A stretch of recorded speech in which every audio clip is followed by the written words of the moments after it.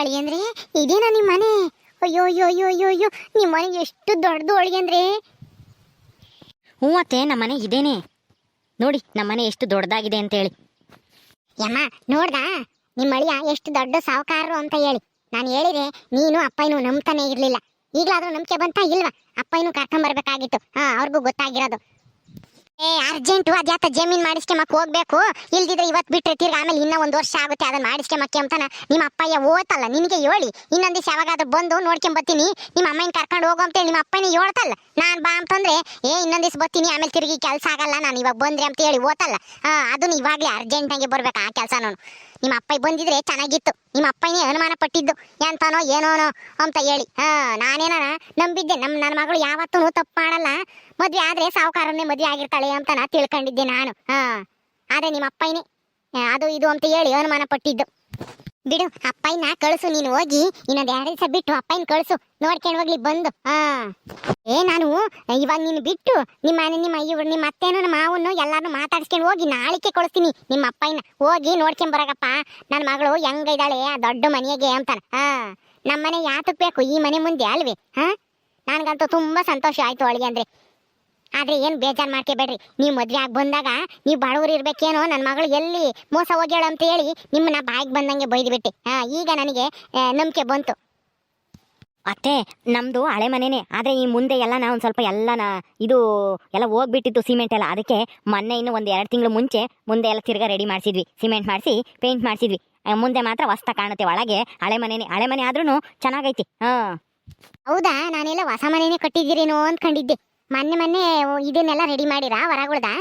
ಹೊಸ ಮನೆನೇ, ಆದ್ರೆ ಹೊರಗೆಲ್ಲ ಒಂದ್ ಸ್ವಲ್ಪ ಎಲ್ಲನ ಹೋಗ್ಬಿಟ್ಟಿತ್ತು, ಅದಕ್ಕೇನೆ ಹೊಸ್ದಾಗಿ ಸಿಮೆಂಟ್ ಮಾಡಿ ಪೇಂಟ್ ಮಾಡಿದ್ದಾರೆ. ಬರೀ ಒಳಗೆ ಹೋಗಲ್ಲ. ಹೊರಗೆ ಇಷ್ಟು ದೊಡ್ಡದಾಗ ಕಾಣಿಸ್ತೈತಿ ಅಂದ್ರೆ ಒಳಗಿನ್ ಹೆಂಗೈತೋ. ನಡೀರಿ ನೋಡೋಣ. ನಡಿಯ ಮರಾಣಿ, ನನ್ಗಂತೂ ಎಷ್ಟೊತ್ತಿಗೆ ಒಳಗೆ ಹೋಗ್ತೀನೋ ಹಂಗಾಗೈತಿ. ಅಳಿಯಂದ್ರೆ ನಡೀರಿ, ನಾವು ಬರ್ತೀವಿ ನಿಮ್ಮಿಂದೇನೆ. ಅಳಿಯಂದ್ರೆ ಒಳಗೂ ತುಂಬಾ ಚೆನ್ನಾಗೈತಿ ನಿಮ್ಮ ಮನೆ.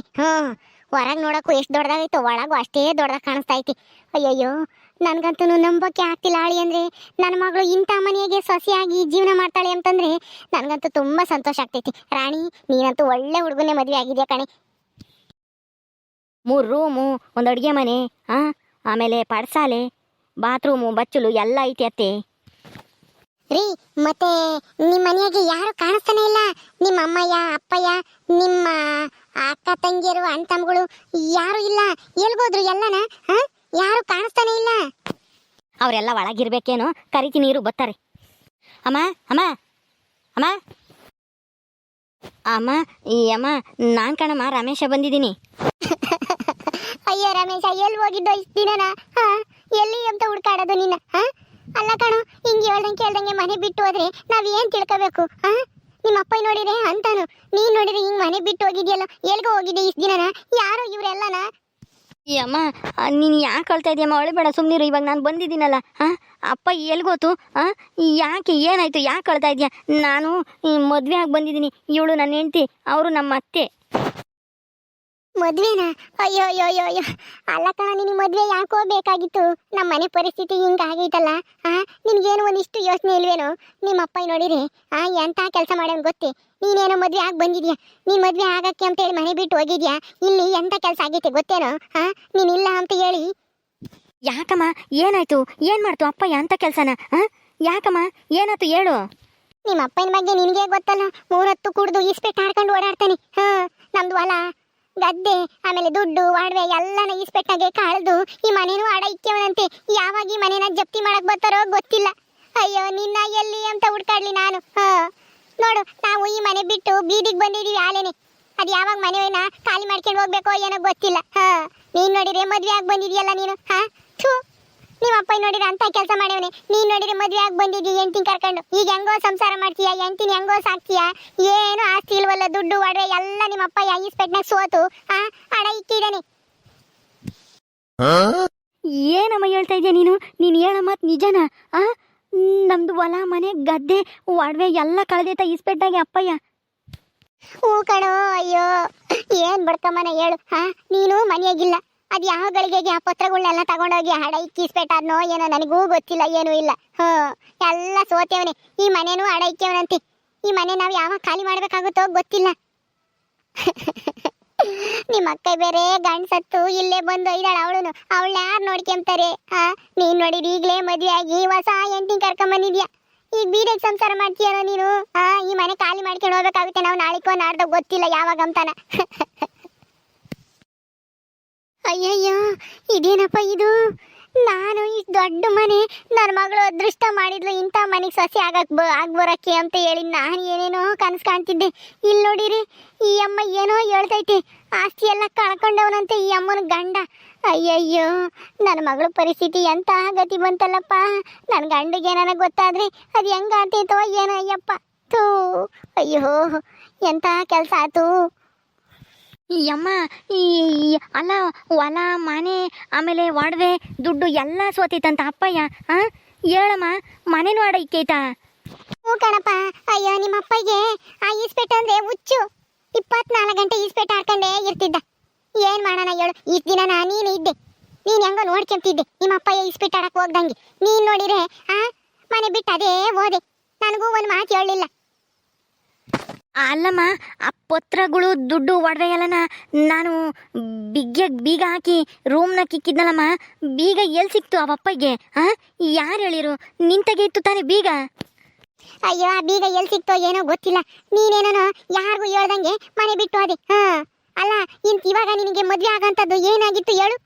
ಅಮ್ಮ ಆ ಅಪ್ಪಯ್ಯ ಯಾವುದೋ ಹುಡುಗಿ ನೋಡ್ಕೊಂಬಂದಿತ್ತಲ್ಲ, ಆ ಹುಡುಗಿಗೆ ಒಂದು ಕಾಲಿಲ್ಲ, ಆಮೇಲೆ ನೋಡೋಕ್ಕೂ ಹಂಗೆ ಚೆನ್ನಾಗಿಲ್ಲ. ನನಗೆ ಆ ಹುಡುಗಿ ಇಷ್ಟ ಇರಲಿಲ್ಲ. ಆ ಅಪ್ಪಯ್ಯ ಆ ಹುಡುಗಿನೇ ಮದುವೆ ಆಗಬೇಕು, ವರದಕ್ಷಿಣೆ ಜಾಸ್ತಿ ಕೊಡ್ತಾರೆ ಅಂತ ಹೇಳಿ ಬಲವಂತ ಮಾಡ್ತಿತ್ತಲ್ಲ ನನಗೆ.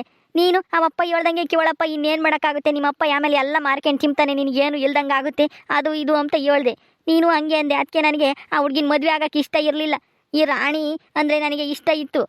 ಅದಕ್ಕೆ ಇವಳನ್ನ ಕರ್ಕೊಂಡು ಮದುವೆ ಆಗಿಬಿಟ್ರೆ ಆಮೇಲೆ ಅಪ್ಪನ ಹೆಂಗೆ ಒಪ್ಪಿಸ್ಬೋದು ಅಂತ ಹೇಳಿ ನಾನು ಮದುವೆ ಆಗಿ ಇವ್ರ ಮನೆಗೆ ಇದ್ದೆ ಇಷ್ಟು ದಿನನ. ಇವ್ರೂ ಬಿಟ್ಕೊಂಡಿರಲಿಲ್ಲ, ಬೈದರು ಮೊದಲು.